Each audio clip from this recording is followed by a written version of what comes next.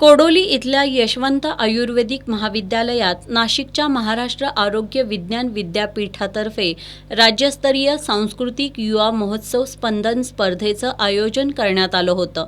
या स्पर्धेचं उद्घाटन विद्यापीठाचे कुलगुरू lieutenant colonel doctor Madhuri Kanitkar यांच्या हस्ते झालं। लोकनृत्य कलाप्रकार आणि शास्त्रीय नृत्य या दोन विभागात ही स्पर्धा पार पडली। या स्पर्धेत एकूण 34 महाविद्यालयांच्या 247 स्पर्धकांनी सहभाग घेतला होता। लोकनृत्य कलाप्रकारात मुंबईच्या Shrimati Gambhirchandra college of nursing यांनी पहिला क्रमांक पटकावला। नालासोपारातील Riddhi Vinayak college of nursing दुसऱ्या तर मिरजमधील Gulabrao Patil homoeopathic medical college तिसऱ्या स्थानावर राहिलं। कोडोलीतील यशवंत आयुर्वेदिक कॉलेज, नागपूरचं दत्ता मेघे आयुर्वेद कॉलेज आणि बोरपाडळीतील दीपक पाटील आयुर्वेदिक कॉलेज या महाविद्यालयांना विभागून तिसरा क्रमांक देण्यात आला।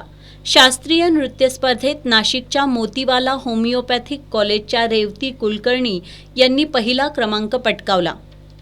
यशवंत आयुर्वेदिक कॉलेजच्या केतकी बेडेकर यांनी दुसरा तर लातूरच्या विलासराव देशमुख मेडिकल कॉलेजच्या शिवानी सूर्यवंशी यांनी तिसरा क्रमांक मिळवला।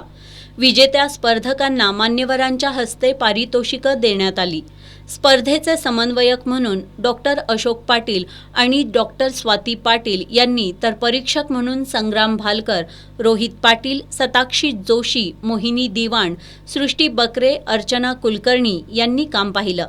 यावेळी महाराष्ट्र आरोग्य विज्ञान विद्यापीठ नाशिक विद्यापीठाचे प्राध्यापक कुलगुरू मिलिंद निकुंभ, आयुर्वेद विद्याशाखेचे अधिष्ठाता डॉक्टर मिलिंद आवारे, उपकुलसचिव डॉक्टर सुनील फुगारे, परीक्षा प्रमुख संदीप कडू, विद्यार्थी कल्याण विभागाचे संचालक देवेंद्र पाटील, संस्थेचे सचिव डॉक्टर जयंत पाटील, विश्वस्त विनीता पाटील, प्राचार्य डॉक्टर मिलिंद गोडबोले आदी उपस्थित होते।